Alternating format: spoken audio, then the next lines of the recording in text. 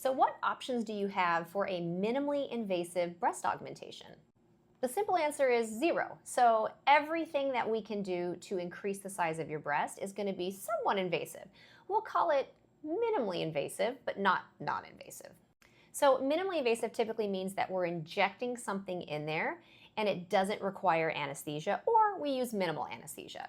The first thing you're going to see people injecting, and it absolutely does not work, sorry friends, is PRP. So having PRP injected in your breast is not going to do anything long term. So I think it's a waste of money, would not recommend. The next thing that you'll see people injecting for a minimally invasive breast augmentation is going to be filler or biostimulators. These are also a very bad idea.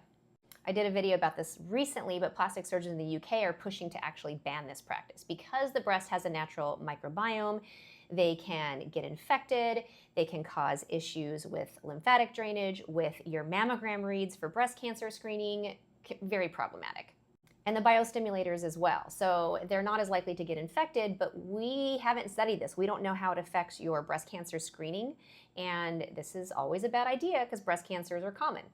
So the next options are going to be cadaver fat. So these are a better option, but they're still problematic. So Renuva has been around longer. It doesn't have as much substance to it. It's thinner and it's more expensive. Alliclay has not been around as long. It looks and behaves more like actual fat, but we have less actual studies on that product long term. So we can't really tell you how much of it takes, how it affects your mammograms, what imaging looks like a year later. We don't really know. So when we're doing a fat transfer in the breast, you place the fat all throughout the breast tissue to gradually increase the volume of the breast. Now, Alliclay has recently started saying that you just put Alliclay under the skin. I don't think you can adequately do a breast augmentation by just putting some under the skin. And again, we still don't know what that looks like on imaging, and does that stuff actually take long term? 6-month follow-up is not enough, in my opinion, especially with high volume injectables. We really need biopsy studies, and we need to know what does this stuff do in the human body. So I don't think there's really good options for minimally invasive breast augmentations. I really wouldn't recommend it at this point.